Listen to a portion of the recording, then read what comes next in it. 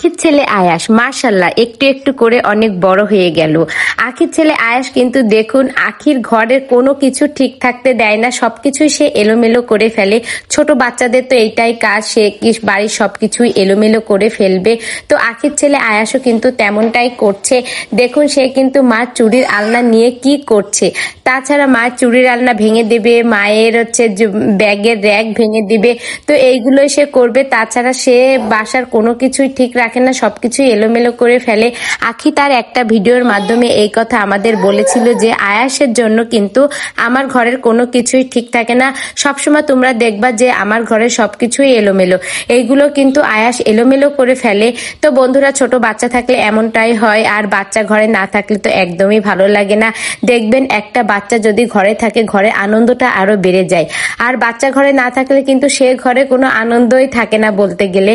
তো বন্ধুরা, আখির ছেলে আয়াসও ঠিক তেমনই বাচ্চা ঘরে আছে দেখে এত আনন্দ, এত সময় কেটে যাচ্ছে তার পেছনে। তো বন্ধুরা, এই ভিডিওটি সম্পর্কে আপনাদের মূল্যবান মতামত কিন্তু কমেন্ট বক্সে জানিয়ে যেতে ভুলবেন না। আখির ছেলে আয়াস কিন্তু বড়ই হয়ে গেল বাবাকে ছাড়া। তো সবকিছুই পৃথিবীতে পরিবর্তন হয়ে যায় এক সময়, কারোর জন্য কোনো কিছু থেমে থাকে না, এটাই বাস্তব। তো আয়াসও বড় হয়ে গেল তার বাবাকে ছাড়া। তো বন্ধুরা, ভিডিওটি ভালো লেগে থাকলে একটা লাইক করে আমার পাশেই থাকবেন।